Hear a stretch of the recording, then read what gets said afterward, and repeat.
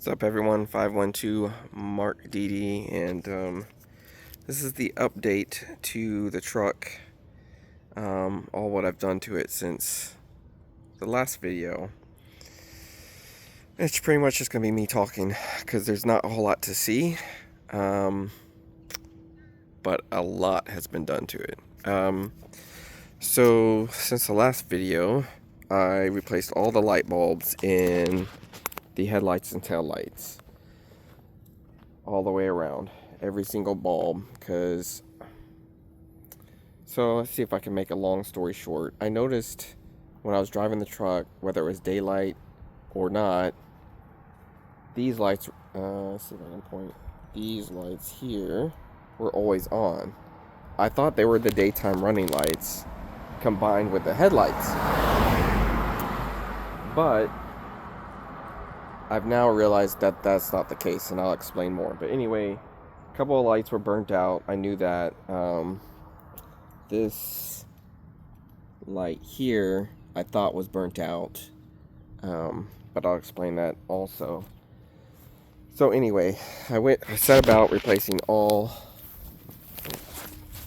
caught my thumb there, all the light bulbs. I went ahead and replaced all the ones in the tail lights, just to make sure they all worked and nothing was burnt out. You know, had my wife make sure that brake lights worked, reverse lights worked, everything worked. And all that came about because I replaced the headlight housings in my wife's car and put in high definition headlights in her car, which I also wanted to do to this truck. So that was why I was replacing all the lights. When I came to the headlights, I realized two things. One, there's actually a short in there. I found the short. It's right in the, I don't know, socket, I guess you'd call it. So I bought a replacement socket. I got this to work and stay on, but the truck's recently been to mechanics and I guess they knocked it loose. But that's okay. I've got a replacement socket that I'll be replacing that socket with to fix that issue.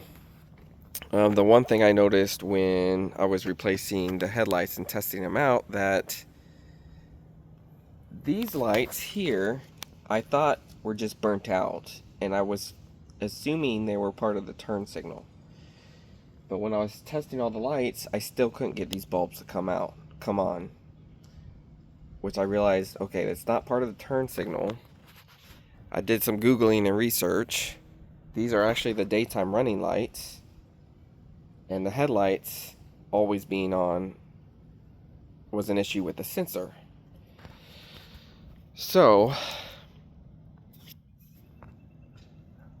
I did more research, found out how to get these on, fix the sensor to get these not always being on, which kind of didn't really want anyway, because I mean I didn't mind, it was kind of like daytime running lights, but I have high definition lights in there and I really don't want those expensive lights to burn out faster.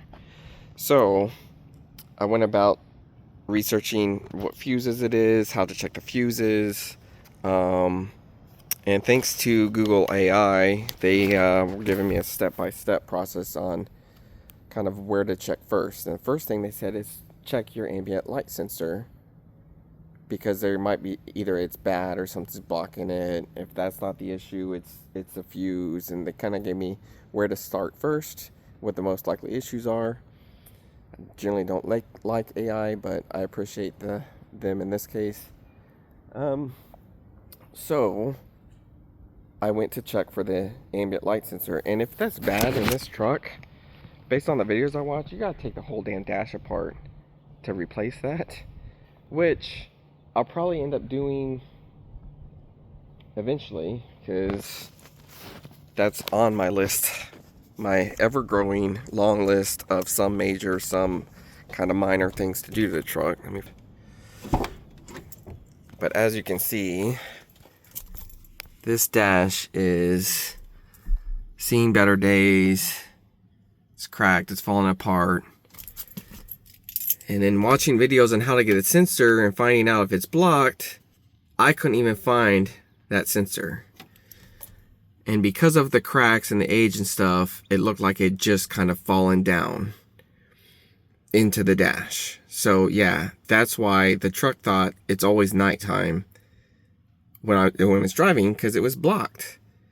As soon as I found that thing and pulled it out, and I'm going to secure that so it doesn't fall back in the hole, because you can see that's a pretty kind of good crevice there. But yeah, I already have dashes priced out, and I will replace the dash. And I think when I do that, just because I have to take it apart to get to that sensor anyway, I'll replace that sensor so it's a brand new sensor, get it nice and secure in there, and I'll kill two birds with one stone when I do that. But that's a ways off the list. But yeah, as soon as I did that, and I didn't need for the daylight running lights to work, the truck has to be in gear. Lucky enough, I didn't have to do that, because I did have to do that, but I didn't. I could see the reflection, basically what I'm trying to say, in my neighbor's tailgate. And yeah, it worked. Started the truck. The headlights did not come on.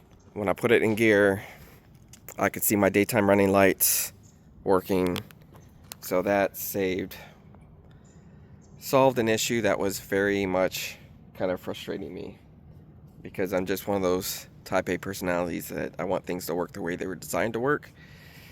Especially when I'm trying to restore this truck to, I want to update it and kind of make it a little bit more personalized and updated, but I also want to keep it GM original as much as possible. So that was that. Yeah.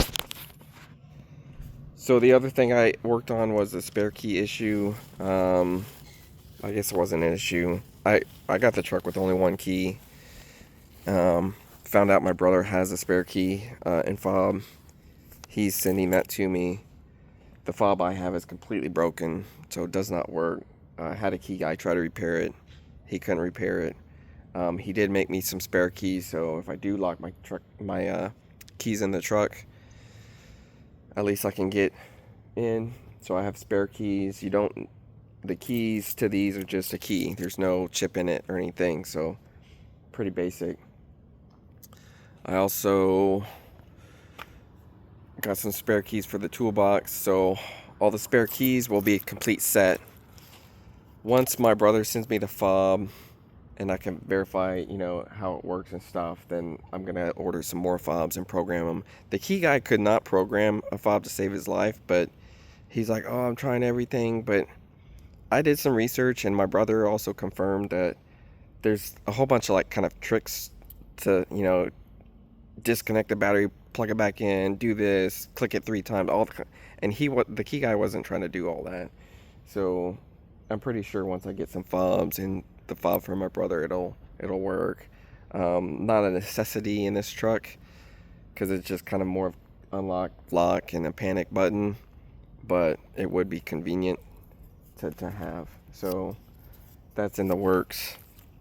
Now for the big major stuff. So much I had to write it down. So I knew this truck needed some work